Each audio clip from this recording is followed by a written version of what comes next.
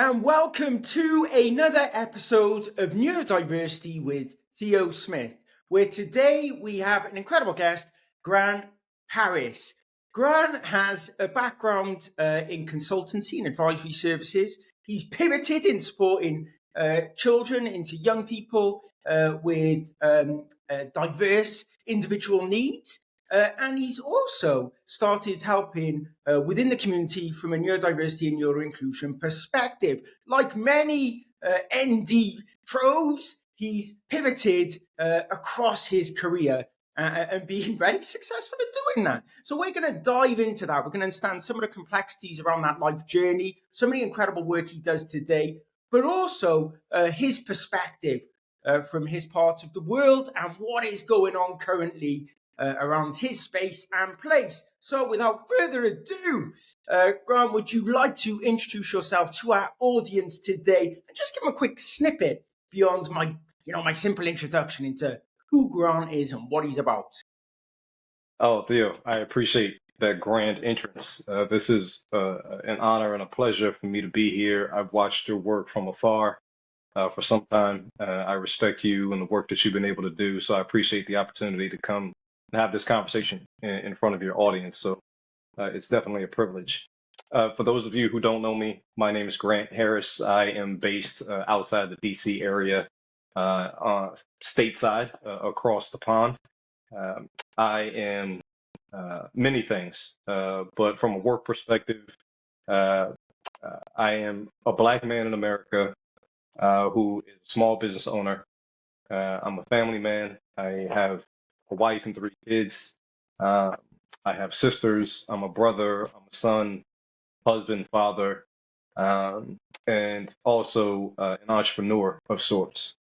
On top of that, I happen to be a person with a disability, and I happen to be autistic. And we'll talk more about my diagnosis and how that came about as we go along. I am also founder and president of GTH Consulting, which is a boutique management consulting firm. And I offer customized DEIA, organizational development, and human capital services to both public and private clients. Really, my work is about helping individuals and institutions achieve a new level of excellence by moving from compliance to community.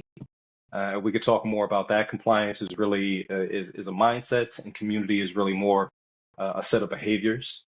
And on top of that, I also encourage and promote neurodiversity in the workplace, from the boardroom to the mailroom. So I spend a lot of my time having conversations like these with folks like yourself to spread more of not only my personal story, which we'll get into, but stories of people that look like me, who are marginalized, people of color, Black men specifically, also autistic people, which is the larger community, just me. So I spend a lot of my time doing that. In terms of credentials, I have several degrees and certifications that make me sound smarter than what I am. I have an undergrad in psychology, an MBA in organizational psychology and development, a postmaster's in educational leadership and administration. I am a certified diversity executive through the Institute of Diversity Certification, and I am also diversity management certified. My business holds several supplier diversity credentials and certifications as well that I pursue in order to help position my business to help other people do better work. So all that said, that's a bit about me. If I had to list a couple of fun facts there for you, Theo, I happen to be a Hall of Fame athlete. I am in the Hall of Fame of my high school because at one point in time I used to be fast and agile, and I was an excellent football player. And my current claim to fame is the fact that I memorized every flag of every country in the world at one point in time in under 30 days. Not because I had to, just because I wanted to, because I enjoy flags. And part of my abilities is the ability to absorb vast amounts of information. So I appreciate the opportunity, Theo, and very much looking forward to this conversation. Oh, love it. I mean, I'm an appreciator of flags, right? As somebody who's Welsh, the Welsh dragon is kind of a Yeah, very old yeah, emblem on flags that still remains, quite unique in terms of its age yeah. today. So, but I wouldn't be able to tell you much more about many of the other flags. I think that it's a particular area of interest. But it's fascinating that you share that because that shows it's when we talk about special interests, when we talk about having a deep passion and focus for a particular topic, right? And that topic can be as diverse as human brains. But when we Mm, set our minds to do something, we can exceed expectations in terms of delivering that. And you're talking about, as an elite athlete, remembering, all the flags. And I guess pretty much anything else you have done in your life and career. But let's look at this. Because of the diverse nature of what you've done, because of what you've achieved, was there ever a realization that those experiences were how those experiences came about, that they were part of your unique makeup, that it was something happening in your brain that was diverse to other brains, mm. and a reason why you were able to achieve some of those things? And do you feel you've not been able to achieve some of the things that you've been able to achieve because of that as well?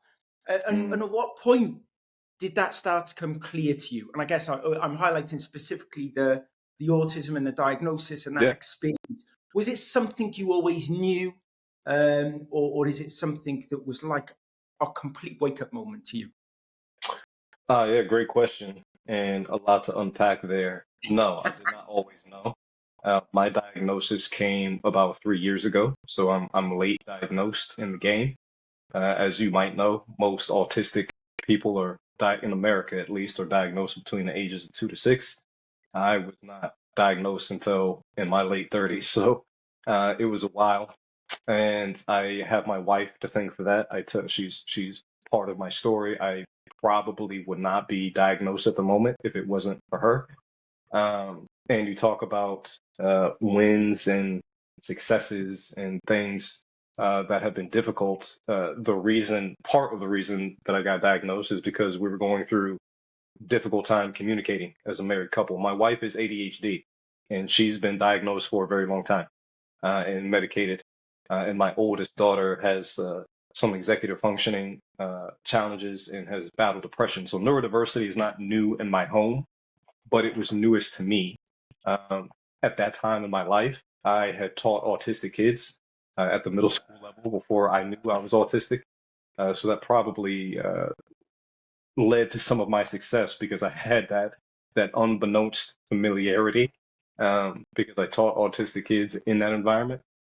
But no, I had no idea that I was autistic. My wife, in many years prior, before we were married, thought that I might be and had whispered it, not to me, but to other people around.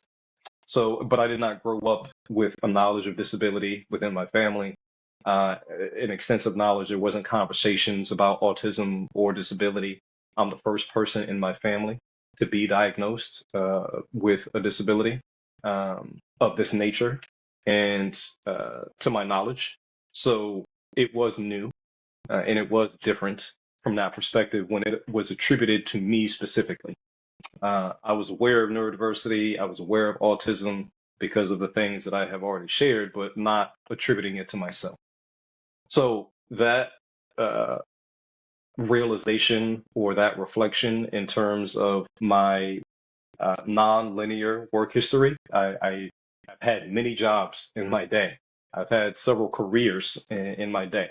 Now, with the generation that I belong to, millennials, it's not unusual because millennials are going to have 9, 10, 11, 12 jobs in their lifetime. That's whether you're neurotypical or not. That's just the generational work. It's not traditionalist where you have 2 or 3 jobs max. We're long gone from the industrial age.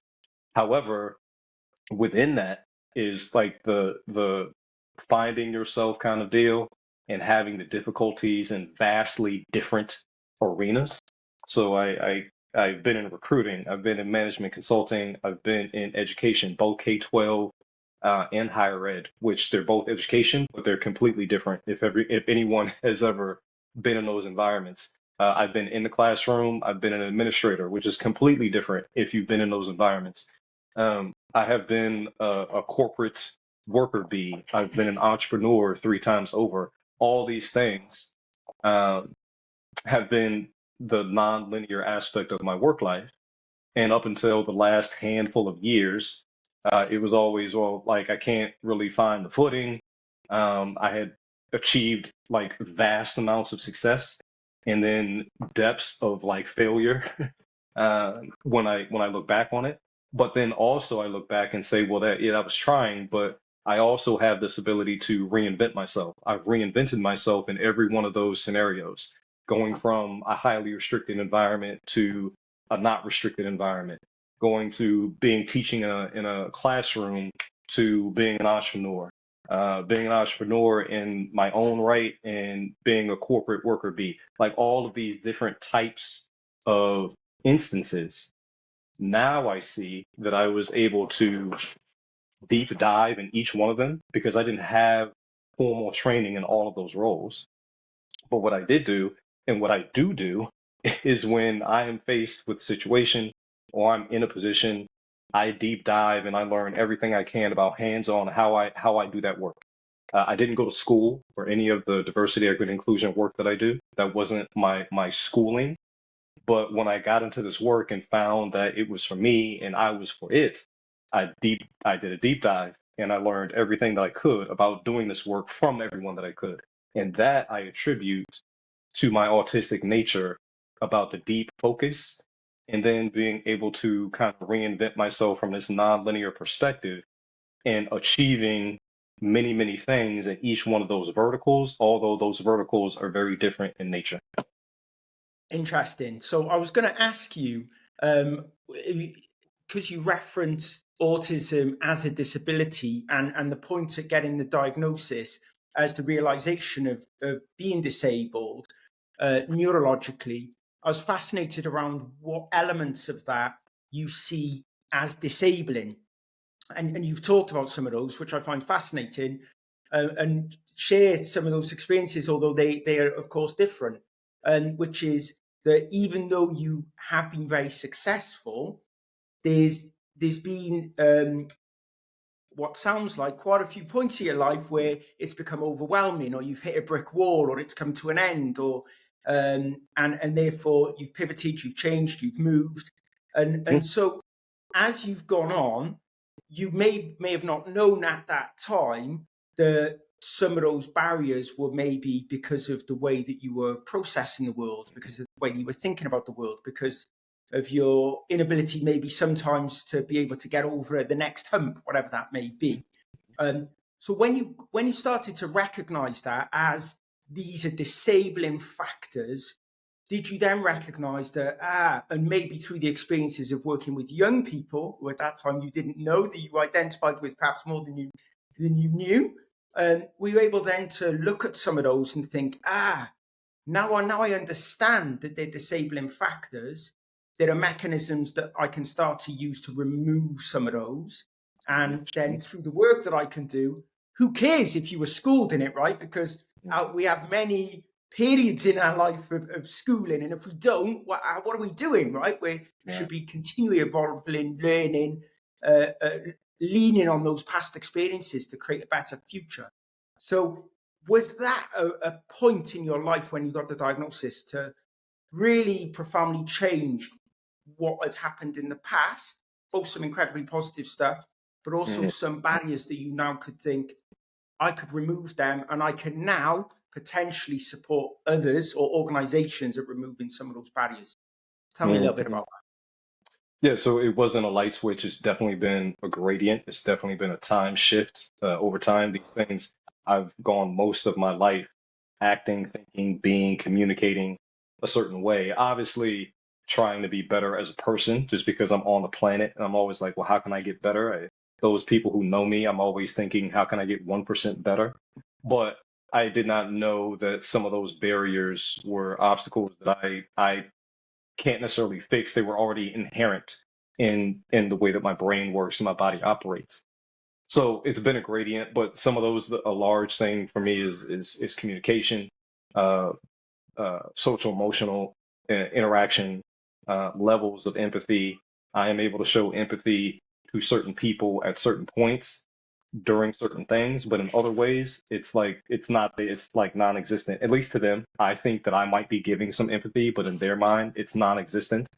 I used to be, for the majority of my life, based on my experiences, very black and white. It was yes, no, red, blue, black, white, and there wasn't much in between. Um, as I've grown older, one, as I've grown older, two, being a married man, having kids, and you learn more of the gray naturally. But on top of that, thinking autistically, I have been able to understand, okay, well, these are more of my thought processes. These are more why I might be operating this way in conversation with people like yourself, and reading literature and research and how that operates and being much more aware, personally aware, recognizing who I am and where I am on my journey, uh, has helped with my level of communication. The fact that we're on camera now and we're really talking about masking in some way, shape, or form, because usually I prefer not to be on camera, but I have been able to do things like use this little ball that I'm having in my hand, transfer energy, these kind of things. I look off to the side of the camera versus looking directly at you all the time, and that helps with my ability and my stamina. The people around me, I have been able to communicate my needs to them much better in terms of, hey, after I talk to Theo for 45 minutes, I'm probably not going to talk a lot for like the next hour because of recharging my batteries. Specifically with my wife and my family, we both come from large families. My family is quieter. Her family is very loud for a very long time. I go to their house and I'd be like a church mouse and wouldn't say a thing because it's very bright, it's very loud. There's competition for conversation. Even between two people, there's other conversations happening. And that would just wear me out and burn me out. And she would be upset after that because she would think that I'm not interacting like on purpose, like I didn't like them, I didn't want to be there. That wasn't the case. So before now we have she has a much better understanding, but now I'm able to communicate with her, and we have signals, and we have uh, uh, both physical and verbal signals to say, oh, when I need a break, when we host parties, and I get tired of the emotional aspect, and you can see it on my face. And I don't think that I'm giving that off, but she's very in tune to that. And she's like, everybody else thinks you're an ass because now my body and my emotional battery has drained. So now, even before we have those events, those family events or those friends events with friends, we have the conversation before. She's like, well, if you need a break, what's the safe word? What's the break word? I am more consciously aware of my facial presence and my being. So all of these things happen before, and then after we have a little bit of a debrief and say, hey, that was better than the last time. And you remember when I said that word or when I touched your elbow, these kind of things to reiterate the fact that the communication is getting better. And these are things that also can happen in organizational spaces. It's not just with life partners at home, the level of communication to say, this is what I need, this is how I work best, and then having a debrief around that. How did that go? How was that meeting? How has this process been going for you since we implemented this process? And it doesn't have to be an accommodation, and we don't have time today to talk about the whole accommodations conversation, but it doesn't have to be an accommodation. It could be an adjustment, and that could be a conversation and a communication from the person who identifies as being neurodistinct and the person who identifies as not. And it doesn't matter what level you are. And again, there are dynamics and social dynamics and corporate dynamics that we don't have time to talk about today. But the umbrella is communicating upfront, communicating during, and communicating after. Yeah, and often that gets missed. That's the problem. And when you're in a heightened level of stress or anxiety, it's often the wrong moment to start that conversation, whether that's with a child, whether that's with a manager, whether that's with a life partner. It's the moment is often missed when it's in the state of stress. Yeah. And I think that's something that I've definitely learned that, like have the conversation before you're on the edge of the cliff, Mm. because then it might well be too late. And I think so many people that's the thing that they don't have the opportunity to learn about themselves. And young people, certainly, because they're being put in that hyper state of stress so often, Yes. and then they're being expected to explain themselves or to be better in a moment of where they're finding it most difficult. And I think explaining that quite nicely there through family, because you're Mm. right, it's the easiest people to upset. Right? Yeah, yeah. It's those very close Family to you. is family is your first community. And I talk about again moving from compliant, moving organizations and individuals from compliance to community. Family is your first community. That's the practice ground to say, hey, well, let's try some of these new structures. Let's try some of this new communication because they're supposed to be, and more often than not, they're the people who love you the most. They're the people who are going to be the most supportive. Families are imperfect, like everything else, but on the whole, they're the ones to start that level of community, and then you extrapolate that to the workplace as you go along. Brilliant. So you've gone on now to write 3 books. Mm, You make it your life's work now to support organizations, communities, bring people together, focus around neuroinclusion, neurodiversity is a wider concept. Those books have not just been focused around neurodiversity, have they? They've been focused more broadly around DEI. mhm, Tell us a little bit around what the driver to write those. And the context is I ended up writing a book on neurodiversity because it felt like the thing that I needed the people to read, who may not um, think in the way that I do, right? Because I'm less of a mm, reader. I struggle with reading. And so it was almost like if I create the book, it is to pass over to those people I might struggle to communicate with. So I mhm, can give them it in a way that they understand. That kind of made sense to me. And then I could mm, get all that chaos in my head into a book. What was the driver for you to not create one, but 3 interlinked books to support organizations and people within D&I? And I've got another interesting question after that, I'll mention now, around the state of play, specifically in the US currently around D&I, and do you think that's under attack? yeah, But, yeah. but So let's none go to of books. none of my books are focused on neurodiversity. They are focused on the implementation, the integration, and the improvement of DEIA related policy, practice, and procedure. So the first book is all about what is DEI, how does it work, definitions, terminology, frameworks. I built a proprietary framework that's in the book called RACE, RACE, and how to implement in the workplace and how to maintain that work. The second book is about unconscious bias. I have a bias against unconscious bias because, unfortunately, in America, with bias training, that's pretty much like the only bias that they talk about is the unconscious bias. And basically, a lot of people use it as an excuse. Oh, I didn't know. I wasn't thinking about it. It just happened. So then, therefore, I don't have any responsibility. That's not the case. You do have responsibility, and there are upwards of 15 different types of biases that people could experience in at any given day.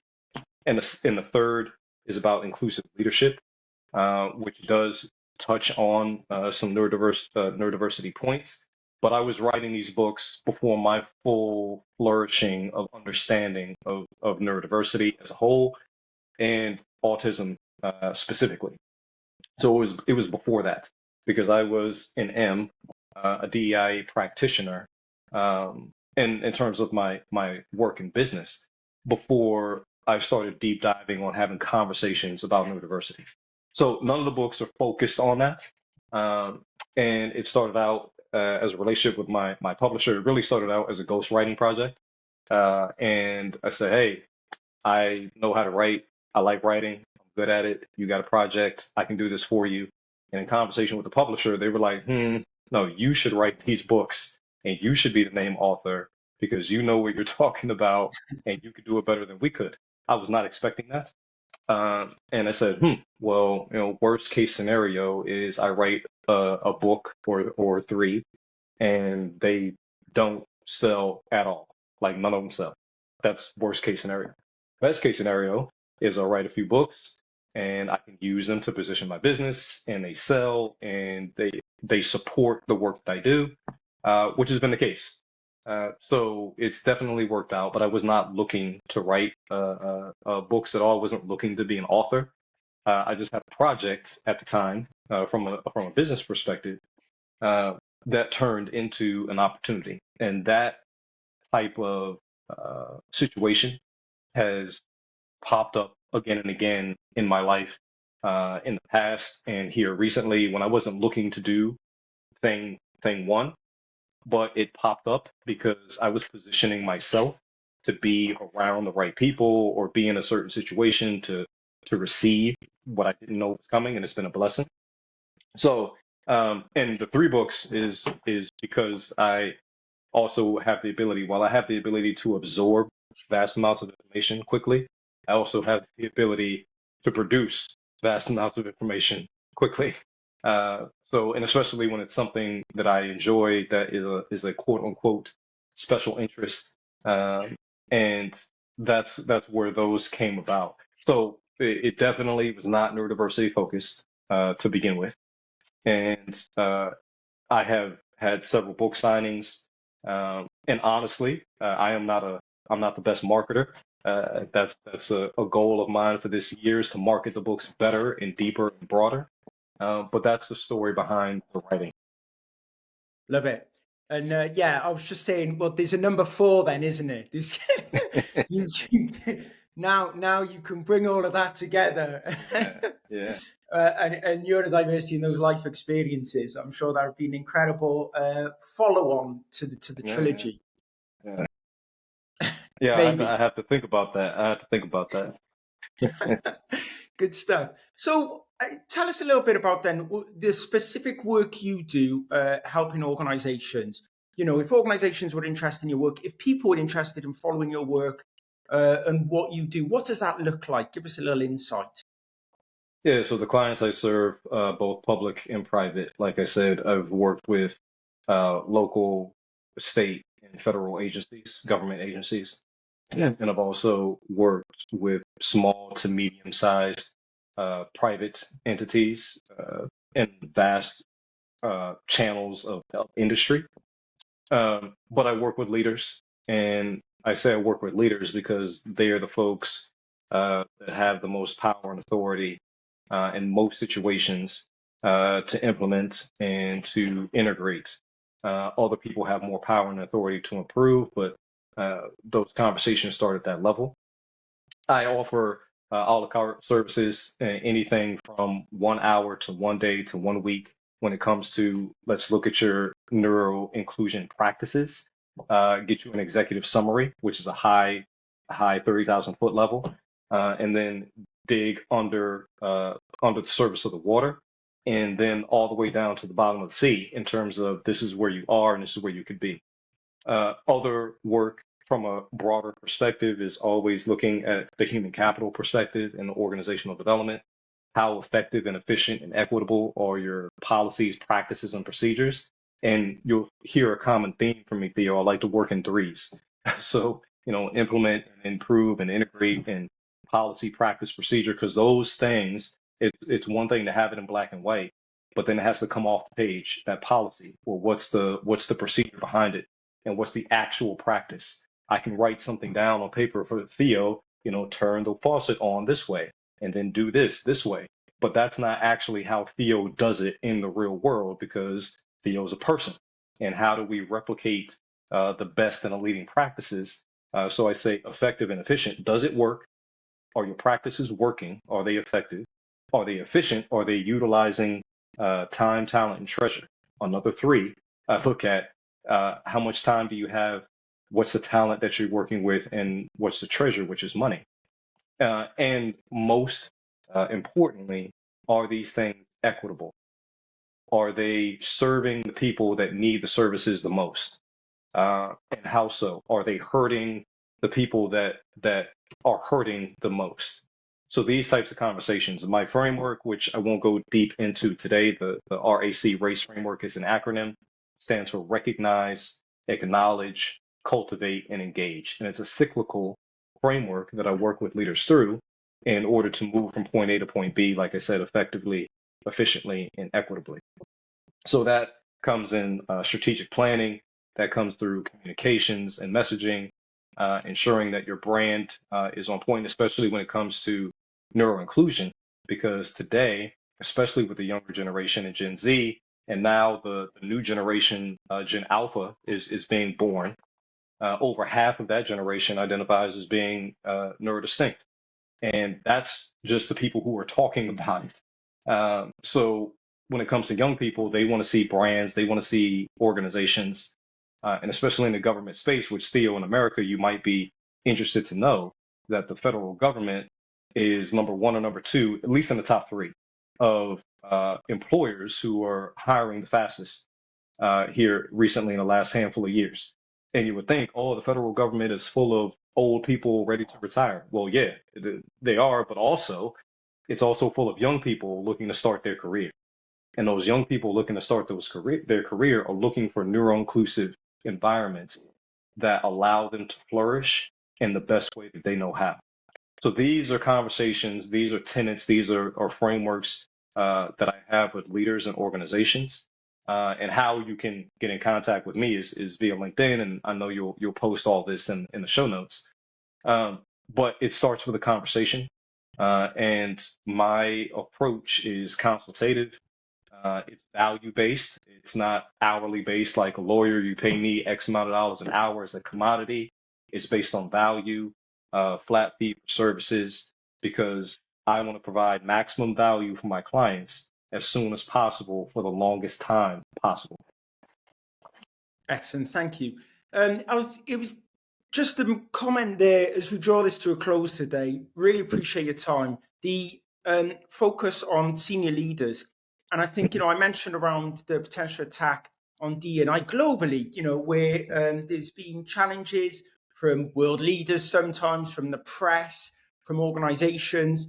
But I think the real opportunity there comes from individuals who get it, right? Who have lived experience. I see it time and time again. The leaders who really buy into this are the ones who have neurodistinct children or family members, or they see the barriers, they see the opportunities, and therefore they're the ones who take action. So I'm hopeful from that perspective that no matter what happens in the world, in reality, at the moment, those people who want to make a difference, they want to make a difference because they've seen why it matters. They've seen the opportunity, the benefits, and therefore it's those leaders who will take action no matter what happens in society or the world. So I guess it's a call to action that individuals with power, with privilege, but with lived experience, you are absolutely the people who need to take action. You are possibly, so in certain situations, the only people who will take action. So if you don't, we don't progress forwards with this topic. So I very much appreciate you calling out some of those things, Grant.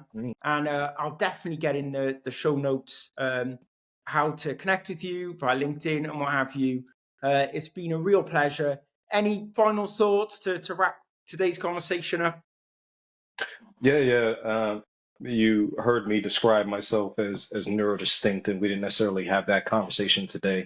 I don't describe as neurodivergent because I believe that we're all distinct human beings to begin with, whether or not we are neurotypical or otherwise. We're all distinct human beings, and we all deserve to live a life full of distinction, in my opinion.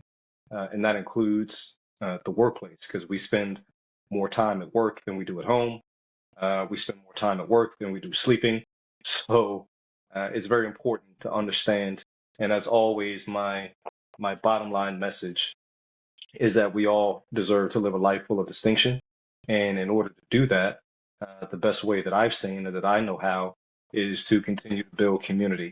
small communities, large communities, doesn't matter where they are, doesn't matter who leads them, who participates in them, but building communities that understand that principle, and then working towards fulfilling of distinction. So, and you, my friend, are definitely distinct in terms of all of your work, and I appreciate the opportunity to be here, and I look forward to continuing our relationship as we both grow in this work together. Yeah, love that. Very much appreciate the final description there, and I agree. I like it a lot. So listen, anybody who's listening, take some time to connect with Grant. If nothing else, follow him on LinkedIn and his work. Yeah. And like always, thank you to everybody who joined us today. And we'll be back with you soon. Awesome. Thank you, Theo. Cheers.